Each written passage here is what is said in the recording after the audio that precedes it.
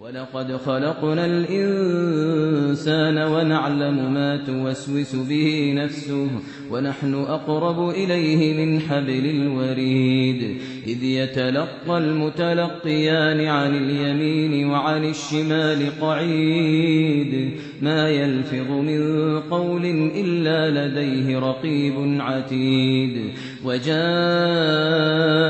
سكرة الموت بالحق ذلك ما كنت منه تحيد ونفخ في الصور ذلك يوم الوعيد وجاءت